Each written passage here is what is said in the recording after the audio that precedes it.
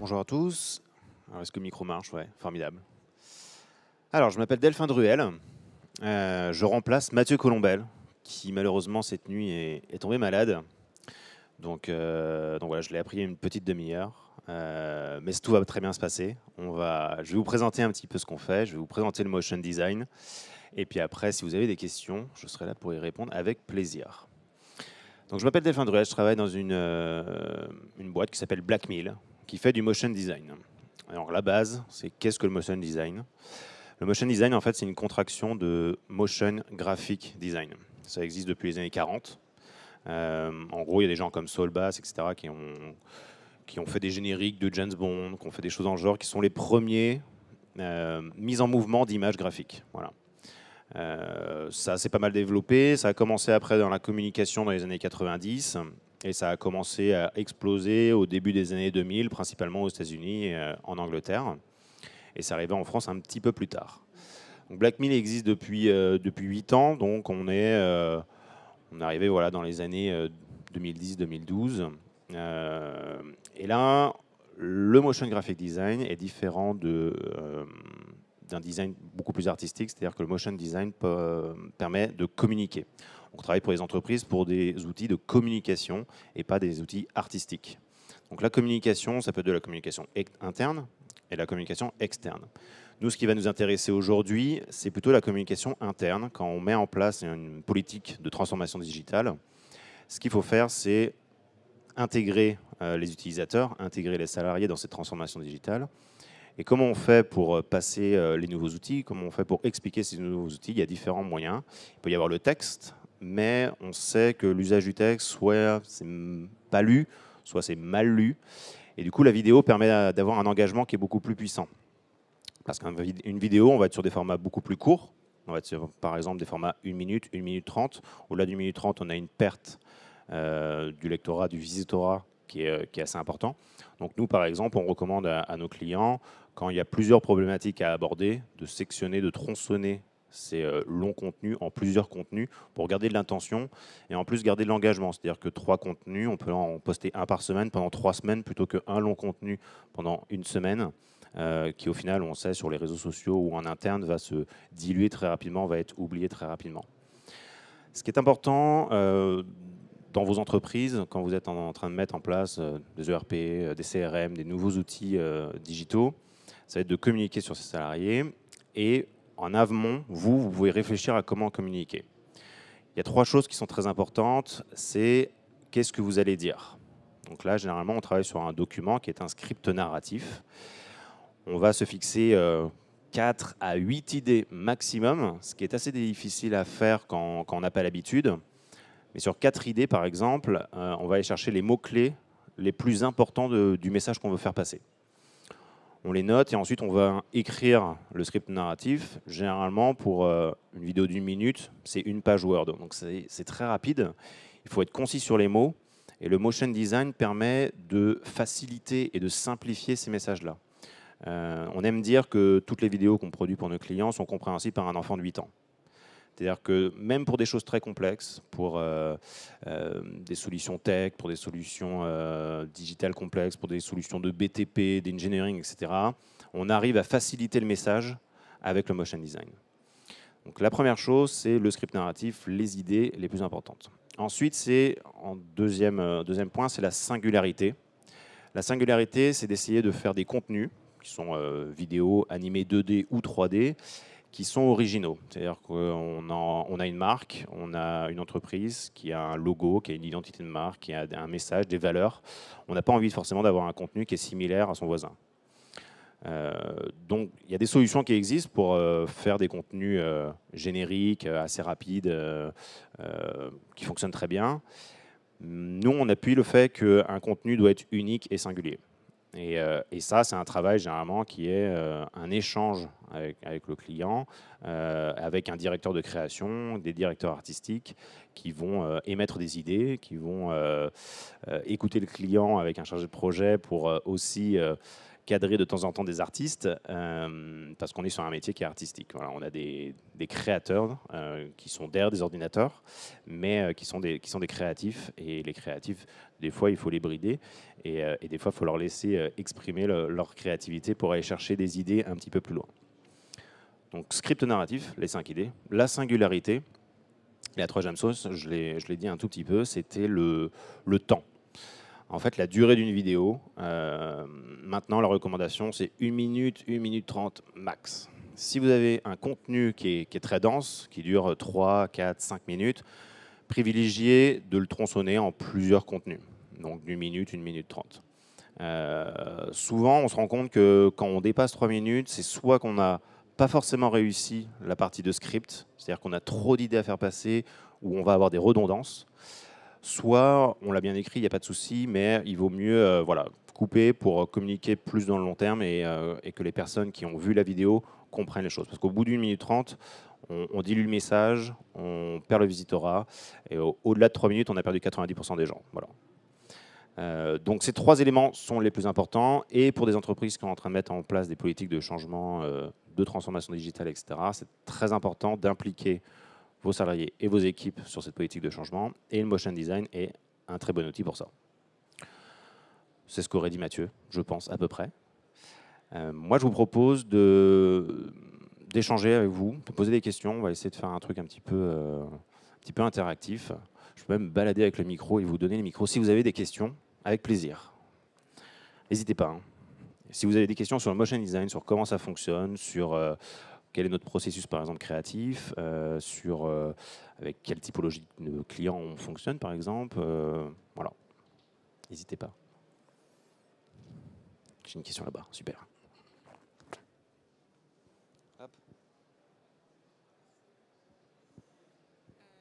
En fait, c'était pour avoir des exemples visuels. Alors, je ne sais pas s'il y a une présentation, mais pour nous donner un petit peu les astuces quand on commence, avant le script narratif, quand on commence finalement à mettre en forme. Parce qu'on peut le faire sans forcément être spécialiste du design, j'imagine, ou web designer, ou graphiste, ou peut-être des applications qui permettent de mettre en place des choses facilement. Alors en amont, nous, on utilise un outil qui est utilisé pour les gens qui font de la BD. Donc on fait un storyboard. Donc en fait, on fait des cases, tout simplement. On a une feuille A4 avec plusieurs cases. Et dans chaque case, on va venir dessiner, mais même si on n'est pas un génie du dessin, on va dessiner ce qu'on va pouvoir voir à l'image. Le petit bonhomme, il est là au début, il se transforme comme ça, il monte dans sa voiture, et ça peut être très grossier. L'idée, c'est juste de voir visuellement ce qui va se passer en termes d'animation. Ça peut être sur une page avec 4 cases ou 9 cases pour expliquer ce qui va se passer. Voilà. Généralement, il y a 3 documents qui vont être importants lors de la création. Donc, il va y avoir le script narratif qui va être vraiment le texte de qu'est-ce qu'on va dire. Il va y avoir ce storyboard qui sont les cases de comment vont se passer les animations. Et ça peut être fait avant par vos équipes de manière très facilement. On peut dessiner avec des petits bonhommes, des petits bâtons, et voilà, il n'y a pas de souci. Nous, après, on a des gens qui dessinent un petit peu mieux, mais le travail peut être fait en amont. Et la dernière chose, c'est un mood board. Alors, un mood board, c'est... vous allez sur Pinterest, vous allez sur Instagram, etc. Vous repérez des couleurs, des matières, des voitures, des textures. Vous allez chercher toutes ces images-là et les mettre sur une seule feuille pour voir tous ces aspects visuels d'un coup. Et ce qui va donner un petit peu l'identité graphique du contenu qui va être réalisé après. Donc bien sûr, il faut se baser sur votre identité graphique propre, sur votre logo que vous avez déjà, sur le code couleur que vous avez déjà dans votre entreprise.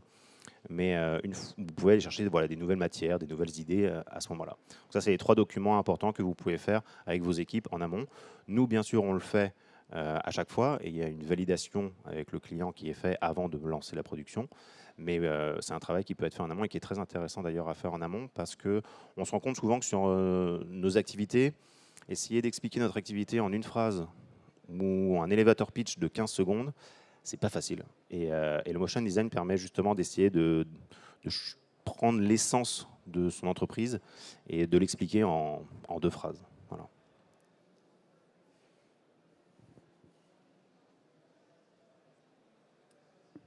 Bonjour. J'ai vu du coup tout à l'heure votre book, enfin votre portfolio, j'ai vu plein de styles graphiques différents. Je voulais savoir un petit peu comment ça se passait en interne, combien vous aviez d'intervenants, quels étaient les différents postes et comment en fait, j'imagine que chaque budget est différent, mais en termes d'organisation, c'est quoi le défilé, enfin la timeline et les différents intervenants du début à la fin. Très bonne question également. Alors, on est le plus gros studio de motion design en France. Il y a 25 personnes à Saint-Herblain et à Paris. Ouverture à Montréal au mois de février. Sur ces 25, il y a 17 créatifs. Le reste, ça va être du chargé de projet, donc il va être en relation directement avec le client, un seul interlocuteur avec le client, et ensuite du support, donc, par exemple du commercial, etc. Sur ces 17 créatifs, chacun a un style graphique des propres. Il va y avoir des seniors, il va y avoir des juniors. On a la chance, Mathieu Colombel, il est prof dans plusieurs écoles de design et quand il repère des petits génies, on les récupère avant qu'ils sortent de l'école. Donc voilà, chacun a un style graphique. Donc en fonction des projets, la chargée de projet connaît les styles graphiques de chaque artiste et va pouvoir aller voir ces artistes-là. Après, on a la chance de travailler avec beaucoup de clients, donc d'avoir beaucoup de projets. Et on peut en avoir jusqu'à 15 en même temps. Parce qu'on travaille aussi avec une trentaine de freelances en fonction des styles graphiques. Donc voilà, si on a un artiste qui est un petit peu plus BD pour un projet, on va aller vers lui. Si on a un artiste qui est beaucoup plus flat design, on va aller vers lui, etc. On connaît nos ressources. Et puis il y a des ressources qu'on a aussi par en interne qui va être, on fait un film, on va le traduire en telle langue, on va faire une voix off en russe, on va faire, et là on va chercher des personnes qui sont aussi dédiées là-dessus. Pour la deuxième partie de question, sur un process, chez Blackmill, on a mis en place un process de 5 semaines pour un projet. Alors, c'est à peu près 5 semaines, ça peut être un petit peu moins, ça peut être un petit peu plus en fonction des techniques. La 3D, par exemple, est un petit peu plus longue à faire. Mais sur 5 semaines, généralement, ça nous permet, nous, d'être sereins sur la création, de ne pas rusher nos équipes. Et aussi, avec le client, ce client peut avoir le temps de faire des allers-retours, de discuter en interne, est-ce que ça plaît, est-ce que ça ne plaît pas. Sur ces 5 semaines, ça se divise en 3 parties. Il y a 2 semaines de pré-production. Donc cette pré-production, c'est les 3 documents qu'on voyait tout à l'heure, le storyboard, le moodboard et le script narratif, qui sont ensuite validés par le client. Une fois que ça c'est validé, nous, on peut travailler pendant 2 semaines sur la création des animations et les animations de ces visuels. Et une fois que ça s'est fait, il y a une semaine de post-production qui va être les traductions, les voix off, les musiques, les derniers ajustements. Voilà. Donc généralement 5 semaines, c'est à peu près ça. D'autres questions? Oui. Bonjour. Auriez-vous justement, sur un format d'1 minute à 1 minute 30, un peu le descriptif de ce que vous êtes en train de nous dire, de comment justement on crée un motion design? Alors là, non, malheureusement.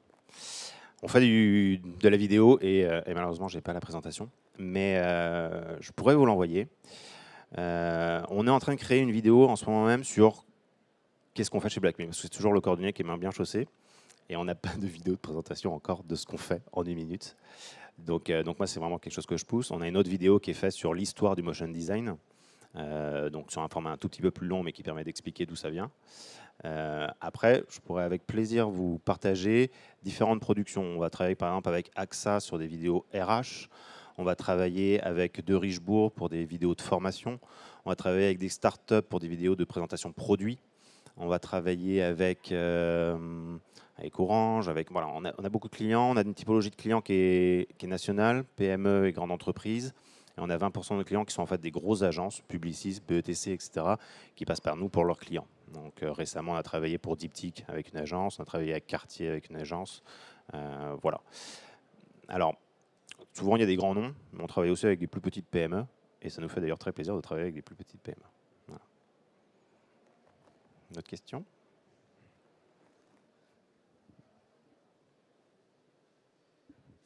Bonjour. Par rapport aux clients, par rapport à vos clients qui ont mis en place des vidéos de motion design pour faciliter la conduite du changement, pour des mises en place de nouveaux CRM, nouveaux ERP, est-ce que vous auriez des rex à nous partager sur leur retour à eux, disant qu'est-ce que ça a changé le fait d'avoir mis cette vidéo-là en place par rapport à s'ils ne l'avaient pas fait finalement? Quels sont les bénéfices, pardon. Alors, un case study assez récent, c'est avec AXA notamment. Ils avaient une problématique, ils ont changé un module en interne et c'est la RH c'est le pôle RH qui est rentré avec nous. Soit souvent ça va être la communication, mais là c'était le pôle RH. Leur problématique, c'est qu'en vrai, ils envoyaient des emails avec un paragraphe texte ou un document dedans avec une pièce jointe. Le taux de lecture était de moins de 10%. Donc l'information ne passait pas. On leur a fait une quarantaine de vidéos sur différentes problématiques en interne. Ils avaient un taux d'ouverture de la vidéo qui était de 90%, jusqu'à lecture complète de la vidéo. Donc là, on voit que le message est beaucoup plus passé, que les salariés ont vu le contenu, se sont intégrés le contenu, et on sait qu'on mémorise beaucoup mieux un contenu vidéo qu'un contenu texte en plus. Voilà. Donc ça, c'est un cas concret. On est passé de 10% de taux de lecture à 90% de taux de visionnage. Une autre petite question? Il nous reste quelques minutes. 4 minutes. Formidable. Bonjour. Je voulais savoir, beaucoup d'entreprises, en fait, ils ont déjà une charte graphique, mais plutôt print. Et je veux dire, pour faire de la vidéo, parce que pour beaucoup d'entreprises, ça c'est nouveau. Est-ce que ça vous rajoute de travail parce que c'est comme faire une carte graphique pour la vidéo, parce qu'ils sont déjà paramétrés les logos à tel côté, la couleur et tout, la typo. Et ça, passer à la vidéo, est-ce que ça vous rajoute des travail ou comment...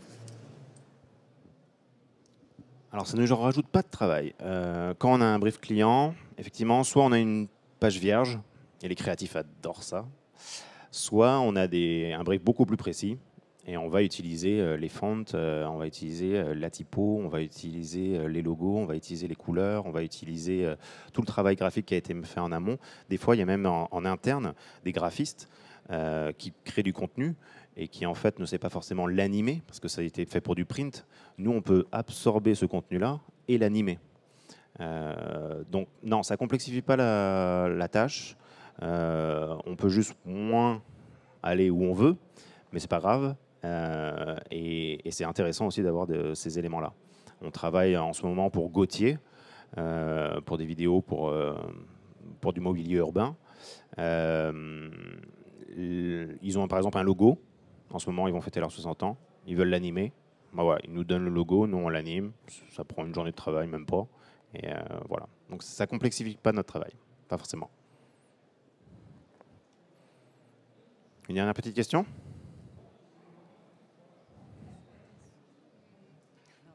Est-ce que le discours il est majoritairement en dialogue, en voix off ou en image? C'est une question intéressante. On a beaucoup de voix off. On a souvent de la traduction parce que sur des problématiques en interne, on a envie de toucher un public le plus large possible. Après, on travaille sur des formats où il n'y a pas de voix off, souvent les formats publicitaires, où ça va être très visuel par exemple, où il y a de la musique, où il y a un travail artistique avec la musique qui est très puissant. Mais principalement, on a de la voix off. Ouais. Je dirais à 85% de nos projets, on a de la voix off, effectivement. Et là, ça va être en français, ça va être en anglais, ça va être en américain, ça va être en n'importe quelle langue. On peut faire la vidéo en anglais et le sous-titrage en français, et inversement. Voilà, on n'a pas de restriction là-dessus. On a travaillé l'année dernière avec 17 langues, soit écrites, soit orales. Merci beaucoup.